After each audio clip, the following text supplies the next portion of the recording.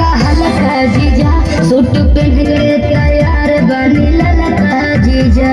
अच्छा ठीक बा ए जीजा जी सुना जौन कहो खाए के सली उ घर ही लिया दे हो कहा चपले तू पाकिट खिया दे हो मानो ना हम चॉकलेट को जीजा चौमिन चाट के पलट को जीजा बुलेट को जीजा बुलेट को जीजा ले चले घुमावे बुलेट को जीजा बुलेट को जीजा बुलेट को जीजा ले चले घुमावे बुलेट को जीजा।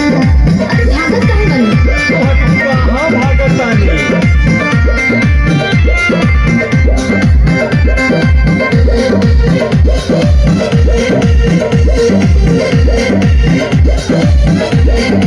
सबरो पंडाल में घुमा दीजिए जीजा बिमल से सरधा पूरा दीजिए।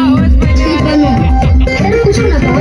अच्छा सुना जय बुआई के दर्शन करी तो वीडियो बनावे जाई माना बतिया बिना डांटे के का मोबाइल भुलावे जाई आई है नेता गेट पहुंची जा चली पंडाल वाला गेट पहुंची जा बुलेट पहुंची जा बुलेट पहुंची जा बोला। ले चली घुमावे बुलेट पहुंची जा बुलेट पहुंची जा बुलेट पहुंची जा ले चली घुमावे बुलेट पहुंची जा। बुझनी अच्छा